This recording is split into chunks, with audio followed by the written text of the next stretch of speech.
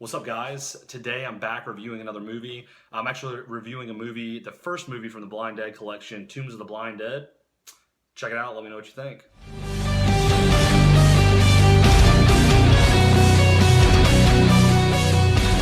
What is up, guys? This is Kyle coming back from the Horror File. It's been a little while since I've done a review.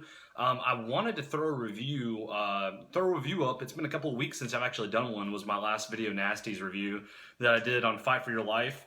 But I actually got this really badass box set in, and I actually watched the first movie in the box set. I'm really stoked on this box set. Just to go ahead and get into it, it is the Blind Dead collection. Coffin case, pretty sick stuff. It's got all 4 Blind Dead movies in it. I'll just kind of go over them real quick. The one I'm reviewing today is Tombs of the Blind Dead, which is the first one. But it also has Night of the Seagulls, The Ghost Galleon, which has a pretty cool cover, and Return of the Evil Dead, which is pretty neat.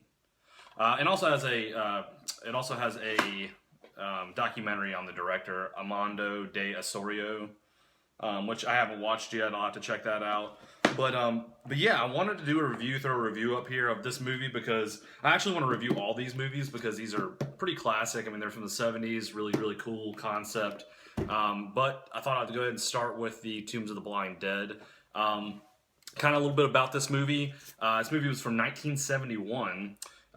It is a Spanish horror movie, so it is Spanish.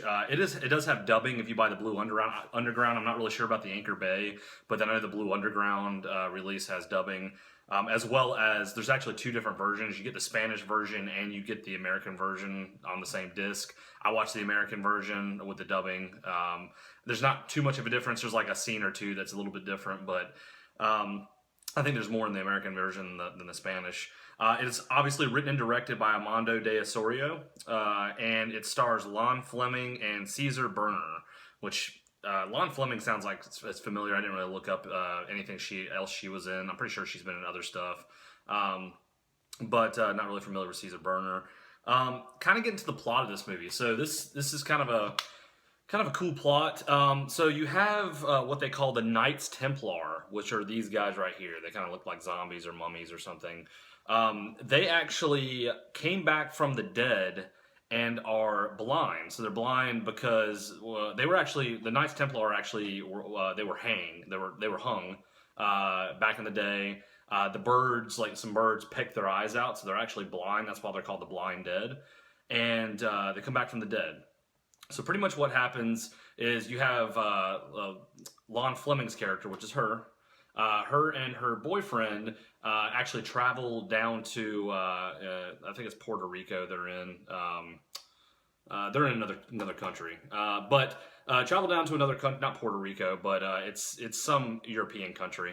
Travel down to another country on vacation, and the Lon Fleming's character, the woman, they're taking a train ride to go see some, basically go on a little vacation with this, take a train ride to go out to this place. And they actually find one of their friends there. They invite her along. It's another woman, invite her along. Well, Lon Fleming's character gets very jealous of this other woman, even though it's a friend. Her husband or boyfriend is kind of flirting with this other woman. She ends up jumping off of the train. The train's not going real fast, maybe a couple miles an hour. She takes all of her stuff and she's like, I'm out of here, jumps off the train, ends up at the temple where all these Blind Dead characters are, kind of makes a fire and goes to sleep, and wakes up and a bunch of crap happens. Basically, this is the beginning of the movie. She actually has something happen to her, and throughout the rest of the movie, the boyfriend and the other woman, the friend, have to actually find out what happened. And it's really, really cool. Kind of get my thoughts on this movie. I didn't want to really delve too far into the plot. The plot's kind of simple anyway. This movie's really, really cool. Very atmospheric. I felt like this movie, it was a little confusing at times. Just the actual writing of the movie was kind of confusing. Like, I couldn't tell what kind of a direction he was going in with this. I could tell that he was kind of wanted to become, he kind of turned it into like a unsolved mysteries type, or CSI type thing where they are trying to figure out what happened originally to this girl. I really love. There's a lot of really cool gore scenes in this. A lot of really cool blood scenes. I thought the character dubbing was actually pretty spot on. I know that Blue Underground that released this obviously has a set. It was actually the Spanish version. It says is 101 minutes, so it looks like the American version is loses a little bit of something, and the American version is 83 minutes.